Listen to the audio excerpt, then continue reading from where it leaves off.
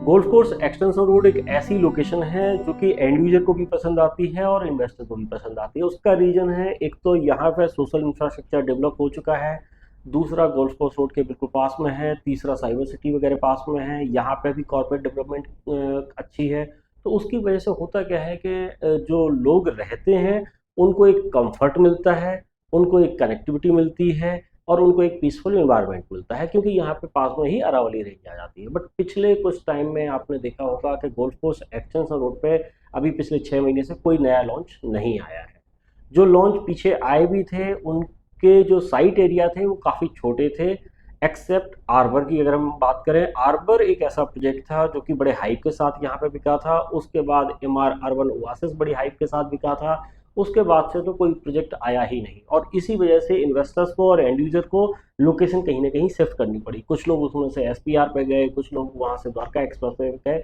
दोनों ही micro market अच्छी हैं, but golf course extension road का अपना एक चार्म है। But golf course extension road पे जब चीज़ें नहीं मिलेंगी तो डेफिनेटली लोगों को नई लोकेशन सर्च करनी पड़ेगी या फिर यहाँ पर रीसेल में चीज़ें देखनी पड़ेंगी। लेकिन आज के इस वीडियो में मैं गोल्फ कोर्स एक्सटेंशन रोड के एक ऐसे प्रोजेक्ट की बात करने वाला हूँ जो कि जल्द ही यहाँ पे लॉन्च होने वाला है। और अभी तक के गोल्फ कोर्स एक्सटेंशन रोड के जितने भी प्रोजेक्ट आपने देखे हैं उन सब में सबसे ज़्यादा लो डेंसिटी प्रोजेक्ट ये होने वाला है। यहाँ पे रफली 12 एकड़ में केवल 500 यूनिट ही रहेंगी।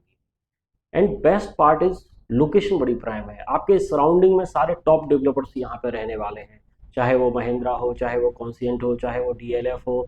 सो बेसिकली एक सराउंडिंग बड़ी प्रीमियम बन जाती है।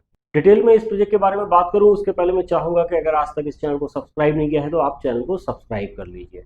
सबसे पहले प्रोजेक्ट की लोकेशन की अगर हम बात करते हैं तो लोकेशन के सराउंडिंग में ही यहाँ पे दो एसईजेड हैं, जिनमें टाटा का एसईजेड आ जाता है और एसएनडास का एसईजेड आ जाता है। और इन दोनों एसईजेड के अंदर आज की डेट में टॉप कंपनीज ऑपरेशनल है।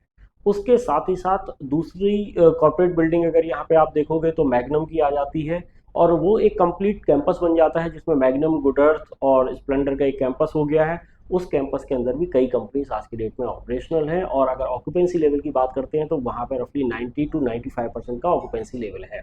अगर साथ में रेजिडेंशियल प्रोजेक्ट की बात करें तो कॉन्सियंट एलिवेट है, आरियो ग्रैंड आर्क है, महिंद्रा लूमियर है। इस तरीके के हाई एंड प्रोजेक्ट यहाँ पे हैं।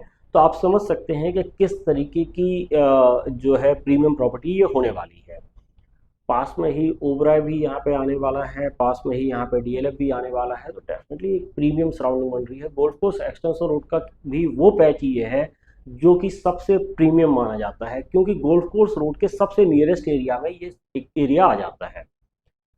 अब अगर हम प्रोजेक्ट की बात करें तो प्रोजेक्ट की सराउंडिंग में ये सारी चीज़ें होने के साथ ही साथ एक और बहुत बड़ी चीज़ है कि यहाँ से बिल्कुल अरावली रेंज साथ में लग जाती है। तो इसी वजह से पास में लोगों ने फार्म हाउस बनाए हुए हैं।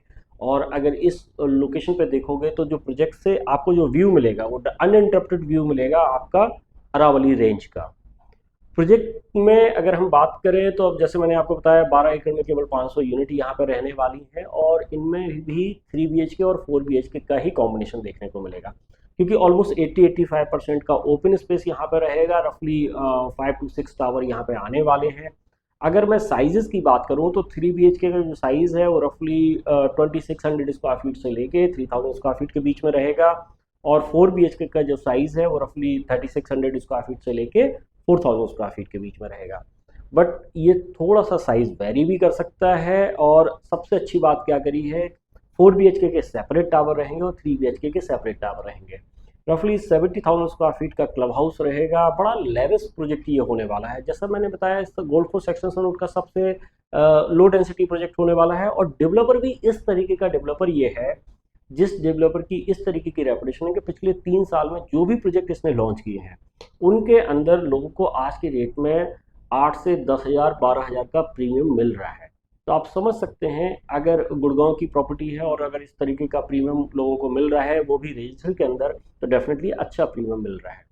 इस डेवलपर ने माइवन कंस्ट्रक्शन उस टाइम पे की थी जिस टाइम पे हम लोग माइवन के बारे में बहुत ज़्यादा बात भी नहीं करते थे। शायद गुड़गांव के अंदर तो पहला माइवन कंस्ट्रक्शन के साथ ये प्रोजेक्ट आया था। तो डेफिनेटली बिल्डर ने अपनी टाइम के साथ एक ऐसी रेपुटेशन बनाई है कि धीमे धीमे प्रोजेक्ट लाता है। बट जितने भी प्रोजेक्ट लाया है वो सारे ए ग्रेड प्रोजेक्ट हैं, और एलिट क्लास को वो हमेशा से पसंद आते हैं। इस प्रोजेक्ट के बारे में अगर आप डिटेल में समझना चाहते हैं तो आप हमारे नंबर्स पे कॉल करिए, और इसके रेगुलर बेसिस पे अभी अपडेट आते रहेंगे।